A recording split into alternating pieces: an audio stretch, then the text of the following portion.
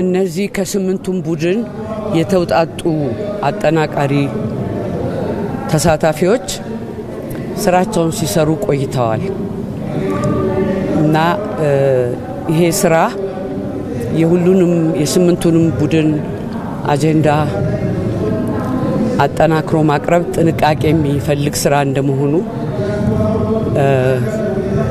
ጊዜ ትንሽ ፈጅቷል። እስከ ትናንት ማታ ድረስ ሲሰሩ ቆይተው አንድ ወጥ የሆነ ሰነድ በስምንቱም አጀንዳዎች ምክረ ሀሳብ ላይ አውጥተዋል አዘጋጅተው። በዛ መሰረት ዛሬ ጠዋት ለየስምንቱ ቡድን እየቀረበ ይገኛል። አሁን እኔ እዚህ መግለጫ እየሰጠው ባለሁበት ሰዓት አንዳንዱ ቡድን የአምስት ቡድንን ሰምቷል፣ አንዳንዱ የስድስት ቡድንን ሰምቷል እና ይሄ ሂደት እያንዳንዱ ቡድን በሚቀርበው ሰነድ ላይ የመጨረሻ ግብአቱን ማስገባት እንዲችል አስተያየቱን መስጠት እንዲችል የተዘጋጀ ሂደት ነው። እነሱ ዛሬ ስምንቱም ቡድኖች የስምንቱንም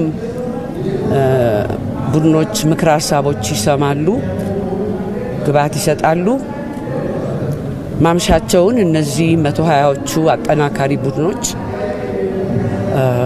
የመጨረሻዎቹን ግብአቶች በማካተት የፋይናል የመጨረሻውን ሰነድ አጠናቀው ያዘጋጃሉ ማለት ነው። በዚህ መሰረት በነገው ዕለት ይሄ የተጠናከረው የመጨረሻው ሰነድ ለ4000 ተሳታፊ ይቀርባል ማለት ነው። ይሄ እንግዲህ አንድ ትልቅ ምዕራፍ ላይ ደርሰናል ማለት ነው።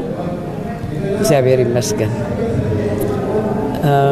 ከዚህ በመቀጠል አንድ እንደው ለኢትዮጵያ ሕዝብ ማሳሰብ የምፈልገው አንዳንድ የተዛቡ መረጃዎችን በመስማት እንዳይወዛገቡና ትክክለኛ የሆኑ ሚዲያዎችንና የኮሚሽኑን መግለጫዎች እንዲከታተሉ ደግሜ አሳስባለሁ። አመሰግናለሁ።